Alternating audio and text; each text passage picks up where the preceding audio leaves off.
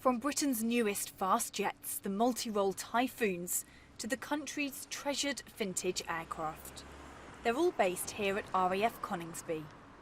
The historic aircraft are all part of the Battle of Britain Memorial Flight, an aerial display group that's often seen at events commemorating the Second World War and at British state occasions.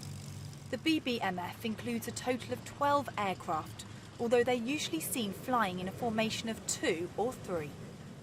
There's one 1945 Lancaster bomber, 6 Spitfires, 2 Hawker Hurricanes, 1 Dakota, and finally 2 Chipmunks.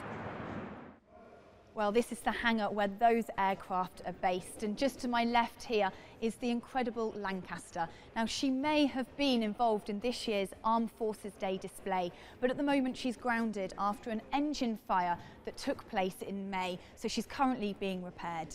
But for those spectators in Guildford, they're in for a treat. A fly past from a Battle of Britain Spitfire and a Hurricane just like this one. Although aerial displays are the BBMF's bread and butter, it still takes a lot of planning. And it all takes place here in the ops room. So from the beginning of May, really, to the end of September, that is your busiest period, isn't it? Absolutely, yeah, that's our summer season. We'll typically do 1,000 events throughout that period.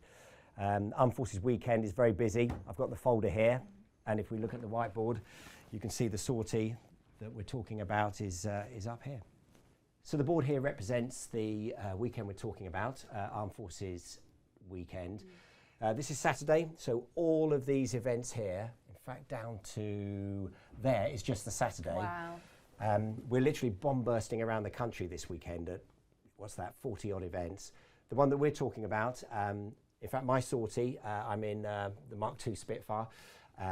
So Spitfire, I'm doing, 7 events, ending up with Guildford. Disco, he's in the Hurricane, he's doing a different event, so we literally... And you're in Guildford as well? Yeah, exactly. Yeah. So I think I'm flying sort of probably to the east of London, he's to the west of London. We'll meet up just before Guildford, fly that event together, Spit Hurry, because that is the main event, and then we'll probably need to punt in. At the moment, the plan's to land at Biggin Hill for a bit of fuel. And how is it for you? Is it stressful planning all of this, or now because of your experience? No, the planning, we've actually got the same planning machines that the Typhoon uses. So it's all electronic, and the maps that we produce, we don't have to now draw on them. We literally, computers do all the work for us and work out all the timing. So, do you know what? Planning that sortie will probably only take me about 20 minutes to plan that. And I've got maps ready to go to fly the trip, which is great. So, there's a bit of work there, but it's actually quite fun. You sort of see your routes, you see where you're going to be flying, and it almost builds the excitement up, ready for the big day. And could you show me the Spitfire now that we're Absolutely. going to be flying in?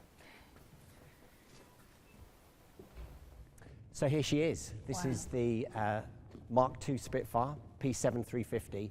She physically flew in the Battle of Britain. That's amazing, so isn't it? Because of that, she has to be the most valuable Spitfire in the world. She is priceless. We know her history pretty well. So she got airborne from Hornchurch, which was a Battle of Britain base. She flew with 603 Squadron. She actually got forced down by a Messerschmitt 109 in October 1940, but then flew again, obviously, throughout the war as a trainer, actually, after that. But right. An amazing history and an utterly amazing aircraft. And this is what you will be in on Armed Forces Day? This is the one, yeah. So, and hopefully the Hurricane will also be in Battle of Britain colours, so we'll just make it that little bit more special for the main event.